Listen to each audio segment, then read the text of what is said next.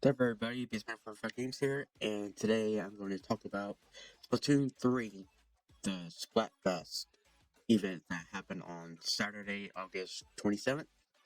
And I'm going to tell you my thoughts and show you a little bit of my gameplay. I had some fun with the multiplayer. I don't know why you couldn't level up your characters though. I don't know if it was just me or everybody else. Like you can visit all three of the three or four of the characters, like the clothing options or whatever, and you can change your badge. You have a title. You have emotes that you can change. Those are all new. And I saw that there's a locker customization uh, system. So basically, like you can show your loadout to like your friends or something.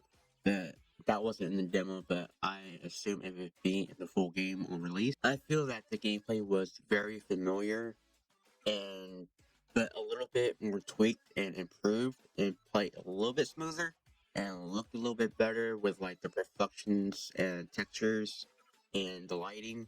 Like everything was a little smoother but still built the same. There was a slight frame rate boost when you go from like the whole city hub area, which looks really nice and has more like a Japanese sort of street market type theme. It's like the music being in that whole Chinese, Japanese type of vibe to it. Like the three new host characters, like you got Shiver, I can't remember the one in the yellow, but and you got Big Man the Stingray. So I think they're all cool hosts. They look really cool. I think it fits the art style, the whole theme. And the world is a little bit bigger. The new hub area is a little bit bigger, but not as much from Splatoon 2, which is called like Inkopolis or something. There is a new improved lobby system that makes it easier and smoother to play along with your friends. Like you can choose, like you have your game modes that you can choose, and then there's an option at the bottom to where you can choose solo or multiplayer play, which I find that to be really helpful. And there's like different tabs you can go to on there. Like you can go to like messages, your stats, your previous match results, and go through your friends list. You can, I think, to see the stats, and you can see what game mode they're playing. But outside of the game mode selection, like in the lobby area itself, it's actually a shooting range now, and you can walk around and train with like different weapons and stuff. But yeah, you can. Your friends are actually in the lobby area who for whoever is online, and you can talk to them, and it'll show what game mode they're playing. You can like interact with them and see if you can join in on their game. Turf War feels very similar to Splatoon 2, with new weapons, special abilities, and sub weapons that can feel impactful and satisfying to land on your enemies. Although I didn't enjoy the two new weapons, which are the Stringer and the Splatana. But the only thing I enjoyed about those weapons are their special abilities only. The Stringer felt too slow to use, and the Splatana is only useful for medium to close range, which the only weapons that I usually use are the fast weapons. And there's another game mode called, it's a new one called Tricolor Turf War, which has two teams against one, split between teams of three with two players along opposite of each other, and it's your goal to take out the middle team, which are called the defenders, which they'll be a team of four, but you're in a group, kind of in a group. You can team up or not, but uh, either way, like you have one group. Like first off, it'll start off with like teams of two, basically.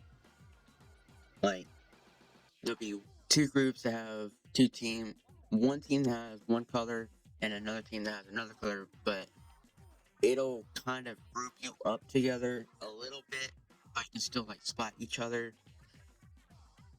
But overall, it's the whole goal is to get this little signal booster thing that's in the middle from the defenders, which are the which is the team of four, and they're trying to defend that from everybody else because the whole signal beacon tool that they're trying to defend, it actually increases your overall team score, and it'll go by percentage. And I found that to be like a very crazy and hectic game mode, a lot more than Turf War. But I had fun, and I actually won my first tri-color Turf War, and I also chose Team Rock, which actually won at the end, which it was really cool, even though Scissors was in the lead, and then once Tricolor Turbo came out, they just got decimated and got 0 points at all. And Team Rock, they just blew everybody out of the water, apparently, out of the whole team situation. So overall, Splatoon 3 feels the same. It's just a little bit smoother. Some of the sub weapons and special abilities are really nice. The two new main weapons, I might have to get used to because I do not like them at all. I think they feel too slow, a little bit too sluggish for my taste. Like I said, I like the whole faster shooting weapons. I saw gameplay of the story mode, which doesn't really hold my interest because it looks the same from Splatoon 2, which I thought the story was. It was, don't get me wrong, it was challenging and fun. It just doesn't pique my interest for the third game because it just looks the same. Looks the same that what we've been doing in Splatoon 2. So I don't know. I'll have to wait until the game comes out and maybe pick it up when it goes on sale, or wait a little bit because I know there's going to be like we monthly updates or something like that coming to the game. So overall, I'm not going to get this on day one because it feels very similar to the second one, just a little bit smoother and looks nicer. But overall, I'm just going to wait on it. But I would recommend this to people that have not played Splatoon at all and want a more refined, smoother experience. And I hope they get a kick out of it. There's like a ton of weapons to learn. I think it's like 26 or something, which I don't feel it's really 26 because they're just variations of the same weapons. There's like what, probably like I think 5 weapons overall, and then they just have different variations of those weapons. So technically not a lot, but it feels a lot. But that's your choice.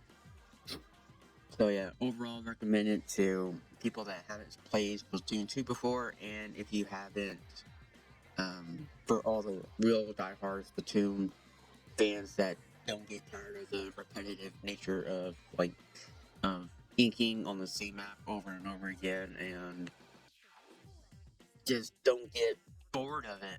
Like after a ton of matches, and don't mind waiting every 2 hours for the map to be rotated. So those are my thoughts. Let me know what you think down in the comments below, and hope you like, share, and subscribe. And peace out.